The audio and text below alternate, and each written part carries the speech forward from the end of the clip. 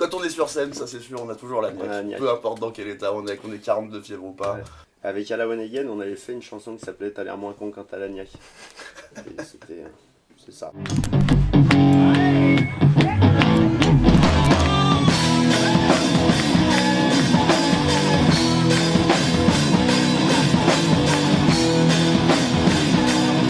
Effectivement, à la base, White Rattlesnake, c'est un duo qu'on a monté donc avec Frédéric il y a 6 ans maintenant. À la base, l'idée vraiment originelle du projet, c'était de rendre hommage aux artistes de blues des années 20 aux années 60, en reprenant ces morceaux-là et en les modernisant, en amenant une vraie touche de rock'n'roll, avec Frédéric et sa double pédale entre autres. En fait, sur un des tout premiers concerts de White Rattlesnake, on a joué avec Atman Session à l'époque, où Marco faisait l'harmonica dedans. Et puis à l'occasion de l'enregistrement de notre album To Lord, on l'a contacté pour l'inviter à venir poser un petit harmonica ou deux.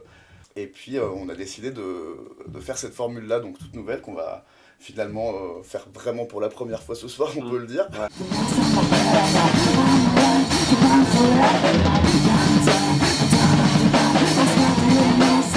Une réponse, moi. Alors pour moi, le blues, c'est de la merde. Mais ça n'engage que moi. Oui, le blues, il y a plein de blues différents. On cherche à donner des noms, à définir, ouais, mais au final, pour moi, le blues, c'est quelque chose d'assez primaire dans ce que j'aime dans le blues.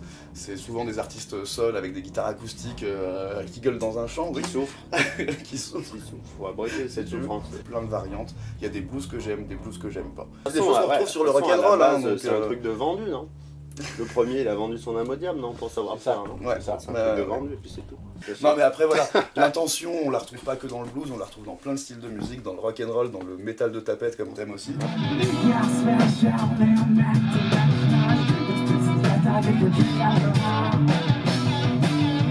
C'est de la passion avant tout, on fait ce qui nous plaît, sinon on ferait pas ça. La passion. Et puis donc oui, c'est une étape super intéressante de pouvoir enfin être tous intermittents sur le projet, que ce soit les gens sur scène, les gens qui sont aussi en régie et les gens qui sont sur la partie production, booking, etc. avec nous sur ce projet-là. Ça nous libère énormément de temps pour continuer à développer notre projet maintenant. C'est un gros avantage et on a une chance formidable d'avoir ce statut-là en France. En France, ouais. Vraiment.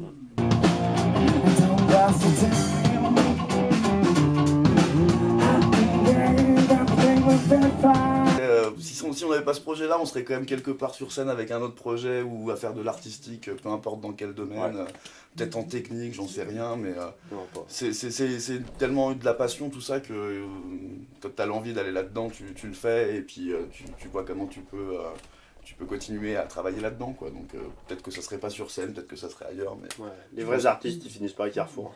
Moi, je pense qu'il faut à un moment, il faut le petit grain de folie pour se dire, allez... je lâche mon petit confort et j'essaye. Si tu le fais pas, tu restes chez toi, dans ton appartement ou ta maison, et puis t'attends que ça se passe, quoi.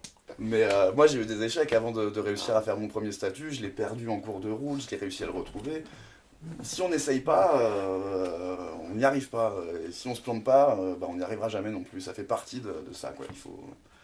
Il faut y aller, quoi.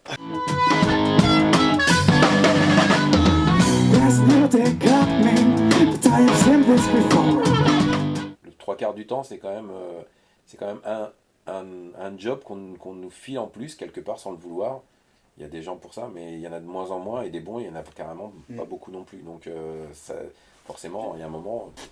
Puis c'est vrai que c'est quelque chose qui est très demandé de la part de tous les groupes, d'avoir quelqu'un qui s'occupe de ça pour eux.